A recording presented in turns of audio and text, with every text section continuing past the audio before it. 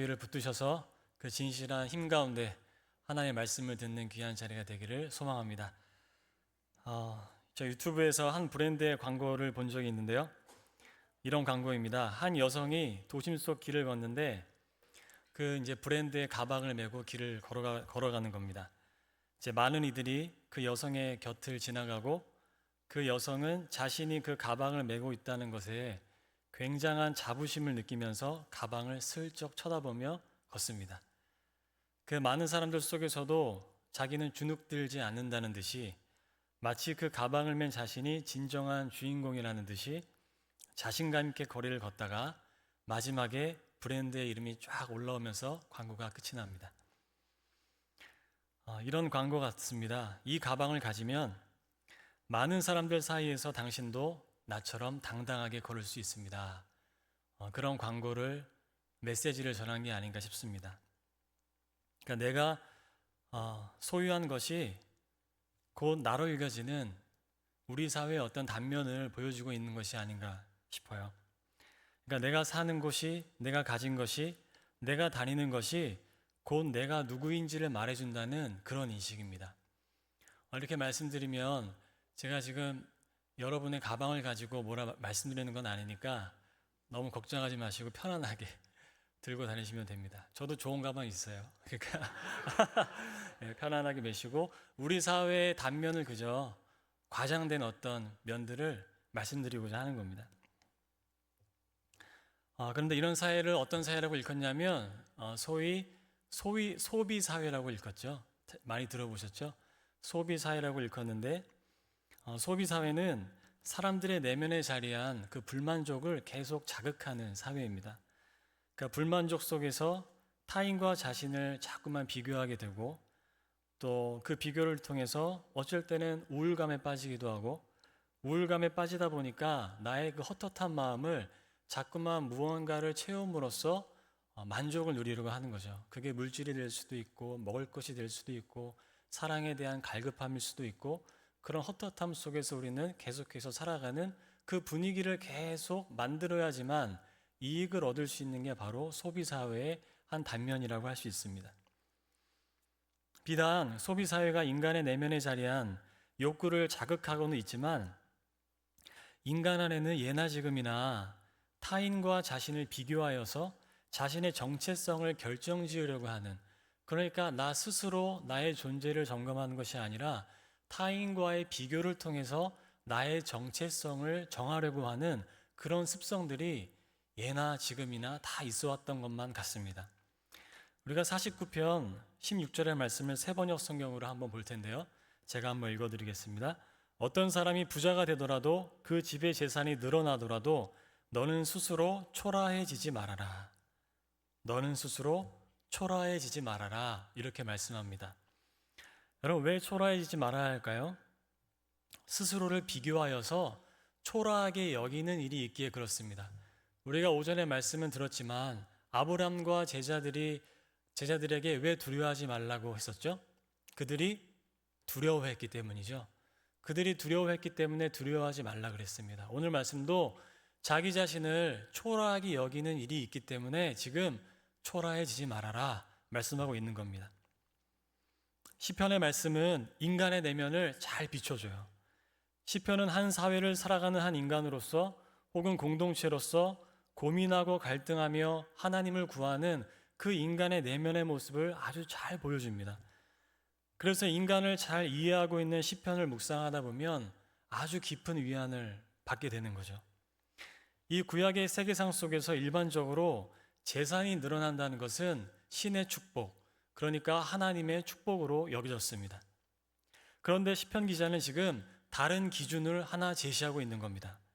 그런 사회 현실이 있지만 하나님의 백성들은 그런 사회 현실을 보면서 초라해지지 말라는 겁니다.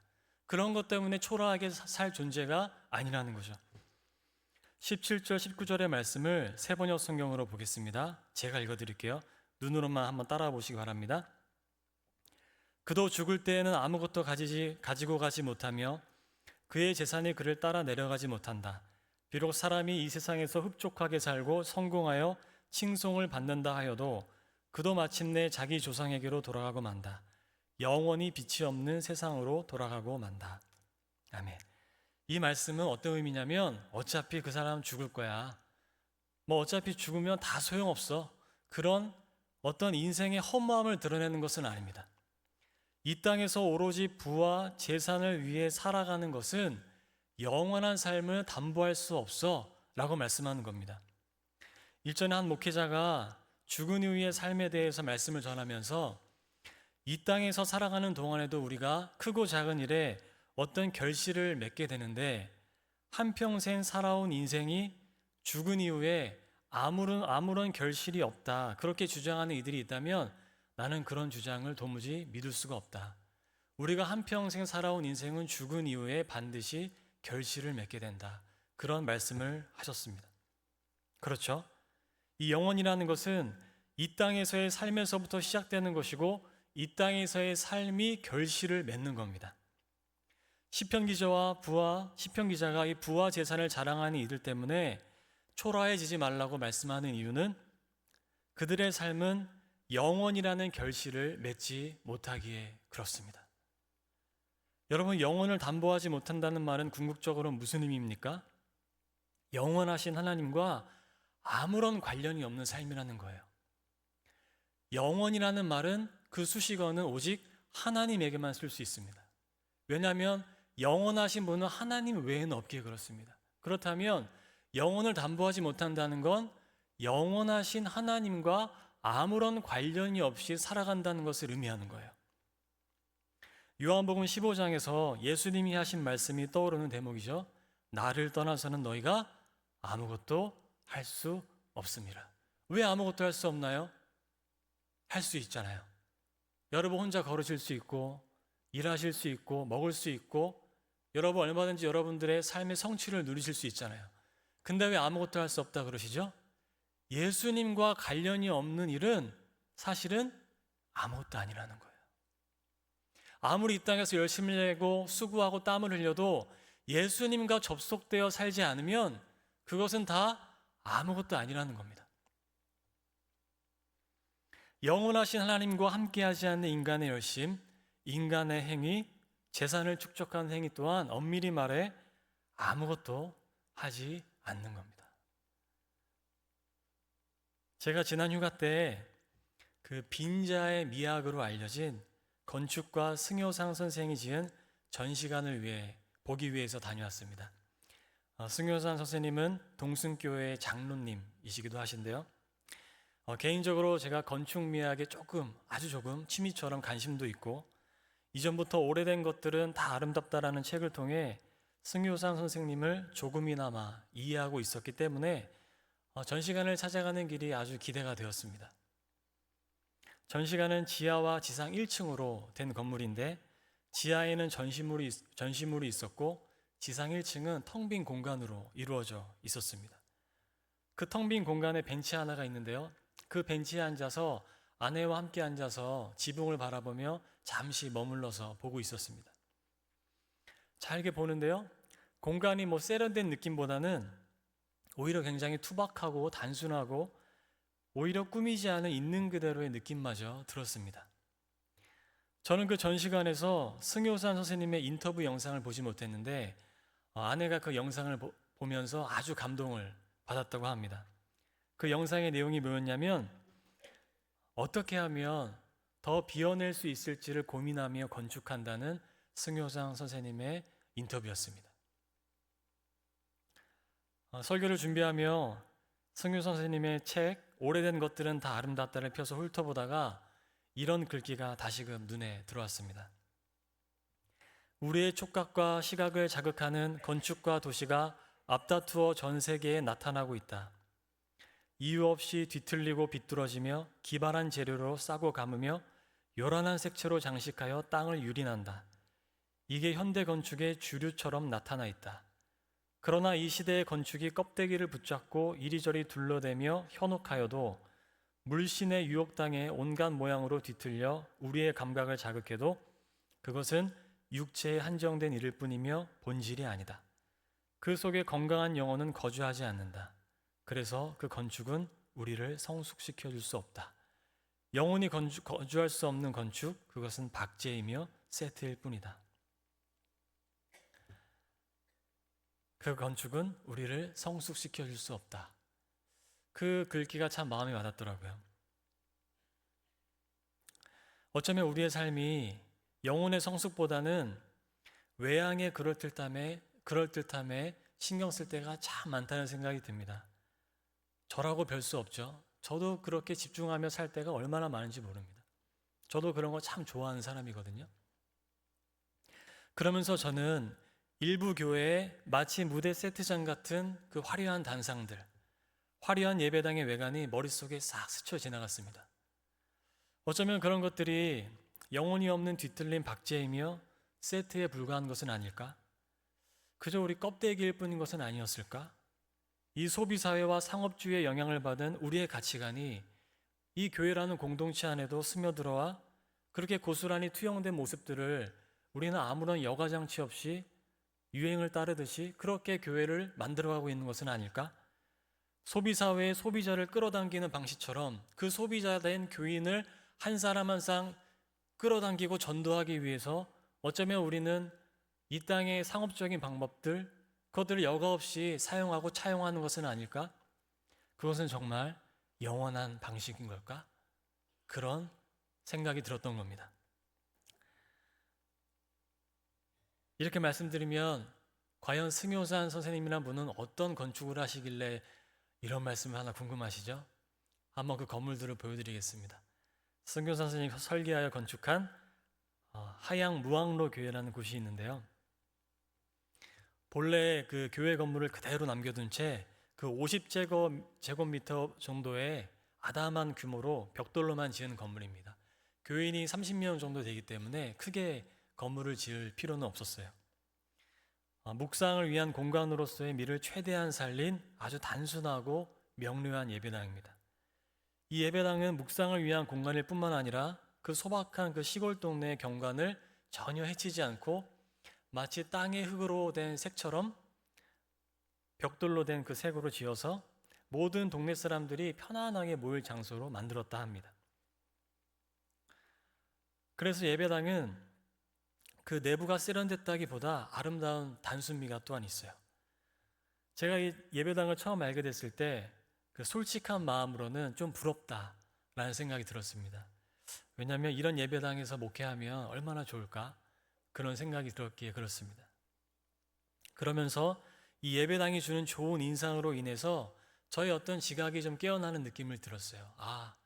이렇게도 예배당을 지을 수가 있겠구나. 예배당이라는 그 건축물 하나를 통해서 우리의 영혼을 울리는 무언가를 느끼게 할 수 있구나. 무언가 가득 채워져 있지도 않고 화려하지도 않고 자극적이지도 않지만 뭔가 이 빈 공간 속에서 느껴지는 하나님의 임재.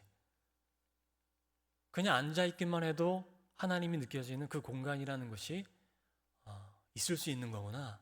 그런 것 때문에 이 건물을 보면서, 사진으로 보면서 제 지각이 좀 깨어나는 그런 기분이 들었습니다. 그래서일까요? 이 승유 선생은 읽어드린 오래된 것들은 다 아름답다 해서 이렇게 또한 쓰고 있어요. 건축 속에 영원히 거주하게 되면 그 건축은 장소를 떠나고 시대를 떠나서 우리에게 감동으로 다가온다. 그리고 그 건축으로 인해 우리의 기점을 다시 확인하게 되며 언제든지 다시 출발할 수 있는 계기가 되는 것이다. 이 미숙한 시대에 사는 우리의 모습을 반추하게 하는 그런 건축을 진실의 건축이라 하며 그 건축에 거주함으로써 우리의 영적 성숙은 이루어진다. 건축 하나로 영적 성숙을 바라는 거죠. 저는 승효산 선생님이 반드시 옳거나 정답이라고 생각하지 않습니다. 다만 제게는 무언가 잠시 멈추어 생각하는 그냥 그런 울림이 있었던 거죠. 어쩌면 우리 삶에는 계속되는 속삭임이 있어요. 무언가를 채우고 계속 변화를 주라고, 무시받지 않으려면 힘주고 살아가라고, 무시받지 않기 위해 힘주어 살아가야 된다고. 말씀드린 처음의 광고처럼 이 제품을 가졌으니 이제 주눅들지 말고 당당하게 걸어도 된다고, 그렇게 우리를 계속해서 속삭이며 유혹하는 겁니다. 그러나 시편의 말씀은요, 한번 달리 생각해 보라는 겁니다. 정말 그것이 너인지, 그렇게 자신을 초라하게 여기는 것이 참된 너인지, 그게 하나님의 자녀된 사람의 속성이고 내면인지 한 번만 더 깊이 생각해 보라는 거죠. 16절 하반절을 제가 다시 한번 읽습니다. 세 번역입니다. 너는 스스로 초라해지지 말아라. 우리가 읽은 성경은 두려워하지 말지어다입니다.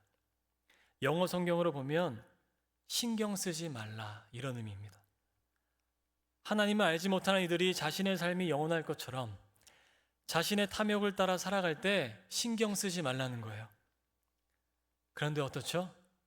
신경이 쓰이죠. 신경이 너무 쓰이죠. 신경이 많이 쓰입니다. 왜요? 이 교회 안에서는 신경이 잘 안 쓰이죠. 나가서 삶의 현장에 있으면 신경이 쓰입니다. 그럼에도 왜 그렇게 신경 쓰지 말고 살아라 말씀하는 이유가 무엇일까요? 15절을 함께 보겠습니다. 함께 읽겠습니다. 시작. 그러나 하나님은 나를 영접하시리니 이러므로 내 영혼을 수월의 권세에서 건져내시리로다. 아멘. 말씀드린 대로 시편 기자 역시 불만족 속에 있었던 것 같습니다. 시편 49편은 그 모든 것을 경험해본 어떤 지혜자의 노래인가 아닌가 싶어요. 15절에서 시편 기자는 하나님이 자신을 영접하셨음을 노래합니다. 영접하셨다의 원뜻은 취하다입니다. 영어로 take예요. 그러니까 하나님이 자신을 취하셨다는 겁니다. 하나님의 소유가 되었다는 의미입니다. 한 사회 안에서 살아가는 그리스도인으로서 우리가 불만족을 벗어날 길이 쉽지 않고 솔직한 마음으로 부러울 것도 많고 괜시리 남들보다 못하여 자책할 것도 많은 것이 사실이죠. 우리는 늘 그런 것들에 억눌리면서 살아갑니다. 그런데 예나 지금이나 인간이 살아가는 그 비슷한 현실과 내면의 상태 속에서 시편 기자의 내면을 깊이 울리는 한 가지 진실이 있었습니다. 그건 자신이 하나님의 소유라는 거예요. 이는 마치 치부하는 이들이 재물을 소유로 삼는 것과 대비가 되는 겁니다. 그들은 그런 소유로 인해 기뻐하지만 시편 기자는 자신이 영원하신 하나님의 소유가 된 것으로 인해 기뻐하는 거예요.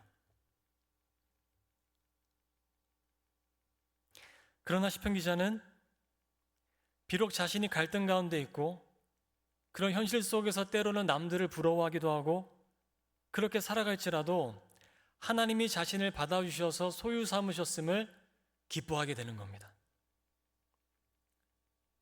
이 진실을 알게 되니 자신이 처한 사회적 현실을 그제서야 올바르게 분별하여 보게 되는 거예요.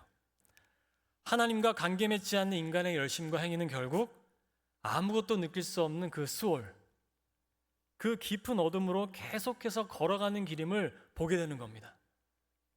이전까지는 부러웠던 길인데 하나님께서 나를 소유로 삼으셨다는 그 기쁨을 누리고 나니까 하나님과 상관없이 자기의 길을 걸어가는 그 길이 사실은 모두가 다 수월로 걸어가고 있는, 다 수월로 지금 걸어가고 있는 길임을 보게 되는 거예요. 수월의 권세는 죽음의 권세이죠.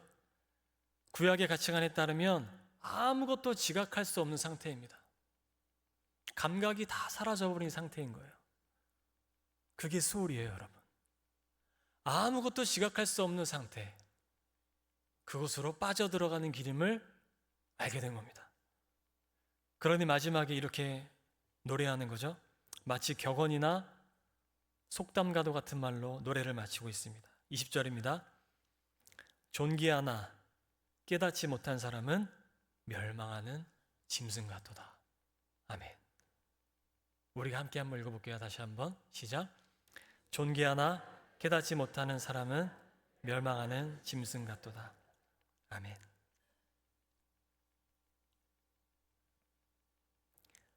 그 길을 향해 가는 길임을 내가 하나님의 소유가 된 것을 알고 나니 보이게 되는 거죠. 우리는 무언가를 계속 소유해야지만 만족할 수 있다고 부추기는 이 소비사회. 이 소비사회는 하나님을 상실한 시대라고도 말씀드리고 싶습니다. 정말 이 시대는 하나님을 상실한 시대가 아닐까.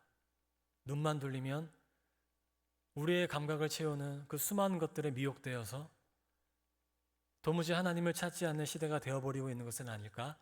그런 생각이 들 때가 많습니다. 여러분, 그러나 현실은 그렇지 않아요. 제가 자살률과 우리나라의 행복 지수를 구체적으로 언급하지 않아도 우리 사회의 지표는 인간의 공허함과 불만족이 전혀 줄어들지 않고 있음을 매년 보여주고 있습니다.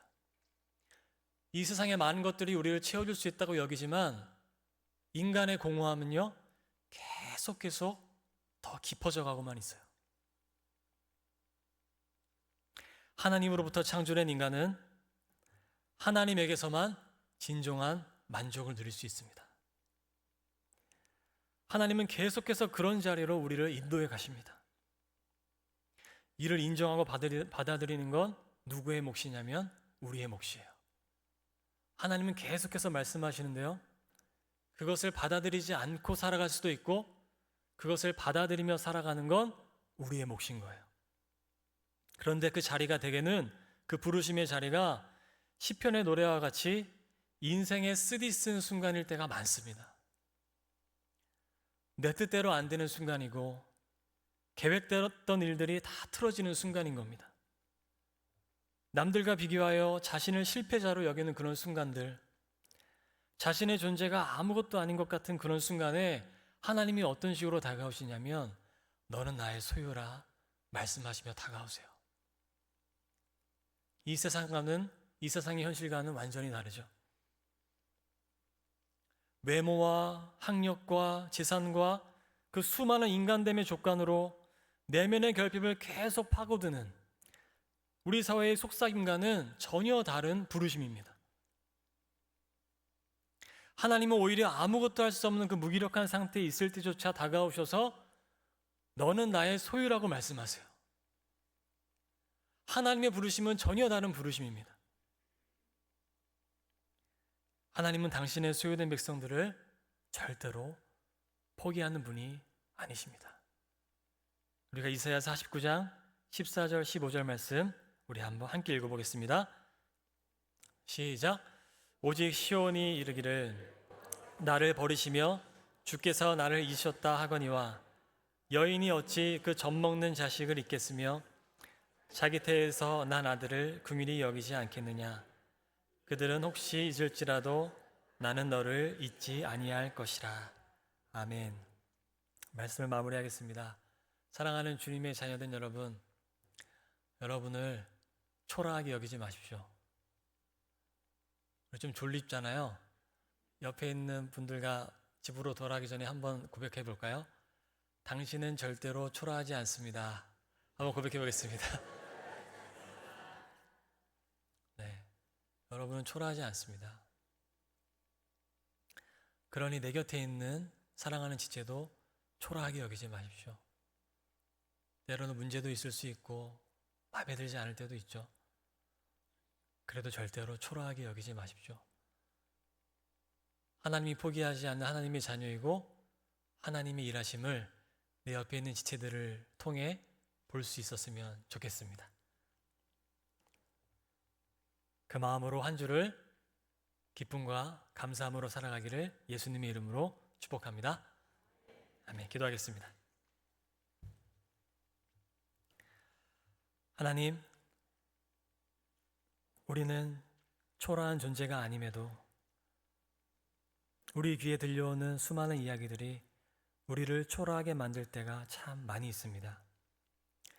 이 나이가 될 동안 나는 무엇을 했나? 이제까지 나는 무엇을 하며 살았기에 이뤄놓은 거 하나도 없나? 나는 여기까지밖에 안 되나? 젊은 시절에 나의 친구들이, 동기들이 승승장구하는 것을 보며 나는 이게 뭔가 생각할 때가 참 많이 있었습니다. 하지만 주님께서는 그렇게 아무것도 아닐 때 우리를 부르셔서 너는 나의 소유니 믿음을 가지고 한번 같이 걸어가 보자 말씀하십니다. 너는 나의 소유니 이 땅에 가진 것 유무를 떠나 나와 함께 만족하며 기쁨으로 이 길을 걷자 인도하십니다. 그러니 두려워하지 말고 이제 그만 나를 초라하게 여기고 주님의 자녀로 그 밝은 빛 가운데서 당당하고 기쁘게 이 땅을 살아갈 수 있도록 역사하여 주시옵소서. 주님께 모든 것 맡겨드리며 예수님의 이름으로 기도합니다. 아멘.